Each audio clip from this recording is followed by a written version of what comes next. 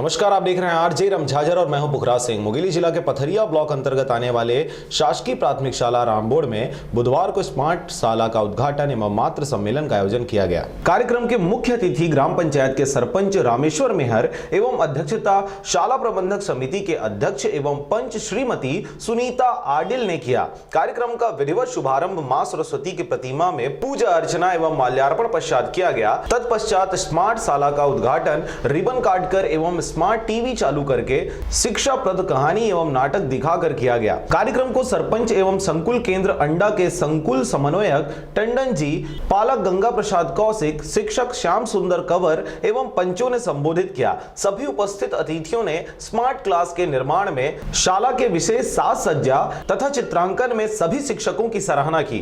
कार्यक्रम में मुख्य रूप से पंच तेजराम लहरे, राम कुमार वर्मा, आशा शर्मा, पुष्पा शर्मा, अनीता विश्वकर्मा, सरोजनी वर्मा, उर्मिला ध्रुव, नरेंद्र शर्मा, शिक्षक लॉरेंस मेहता, रामलाल कौशिक, साहू जी एवं माताएं तथा अभिभावक गण उपस्थित रहे। कार्यक्रम का संचालन शाला के प्रधान पाठक ललित यादव ने एवं आभार प्रदर्शन शिक्षक प्रमोद राजपूत ने किया।